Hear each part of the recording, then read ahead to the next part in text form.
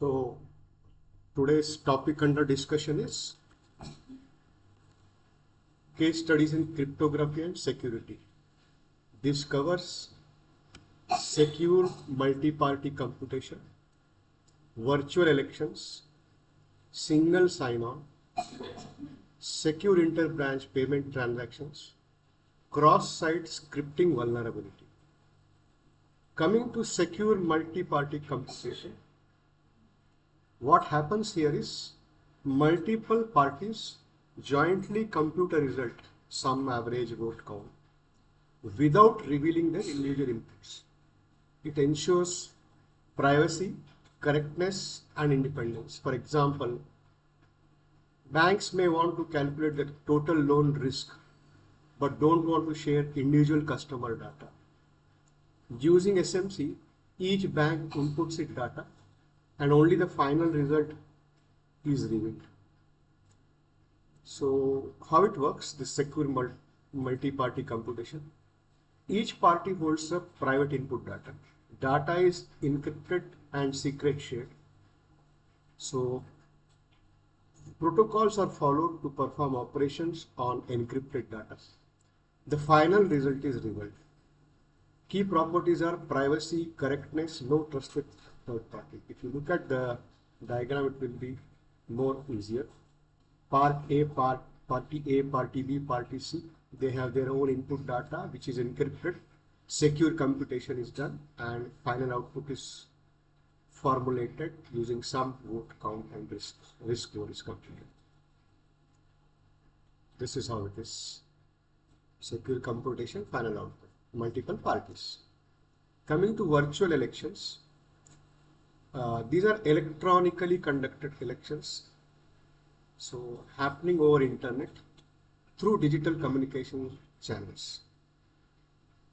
What are the concepts? You use e-voting, voter authentication, anonymity and privacy, security protocols, end-to-end verifiability.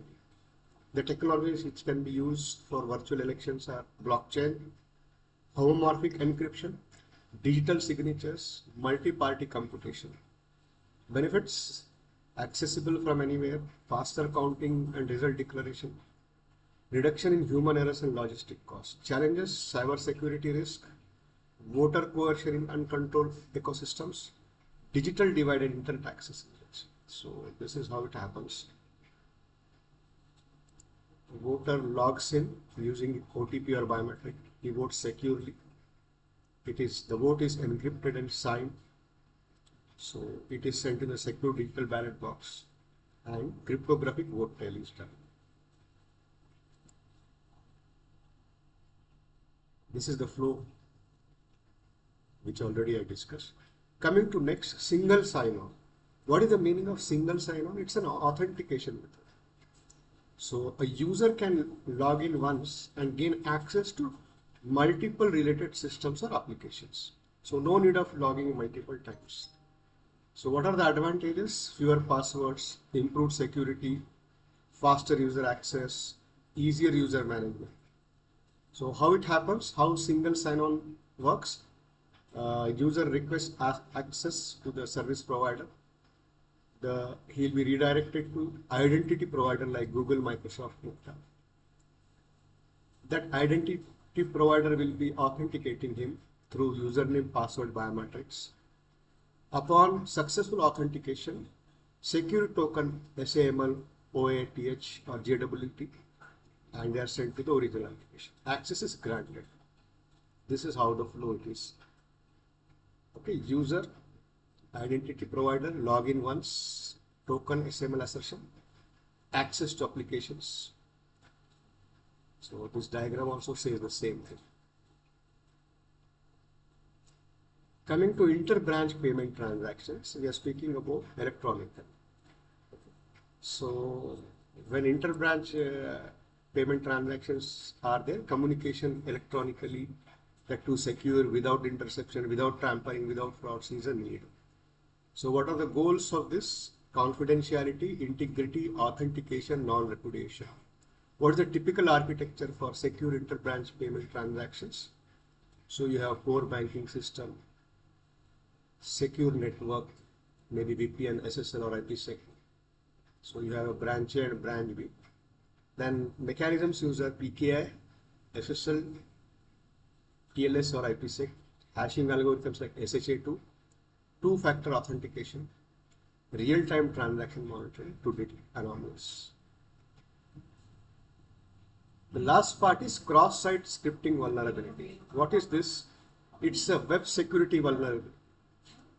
Attackers will be injecting malicious script using JavaScript into web pages. These scripts run into users' browsers and can steal data, hijack sessions, or redirect users. How it works? So attacker will be inserting the script into a trusted website via form, URL, and comment box. The server does not sanitize the input. The victim loads the infected page and the script executes in the code. What is the impact? Cookies, sessions are stolen, websites are defaced, malicious sites redirection happens, key logging happens, unauthorized actions on behalf of user may happen. So you have stored XSS, reflected XSS, DOM-based XSS. Then how do I prevent this XSS cross-site scripting? Is validate the input, encode the output, use security libraries like OWASP, Anti-SAMI or Google's Kaja, content security policy, follow, HTTP only cookies, prevent client-side JS from accessing cookies. That's all, thank you.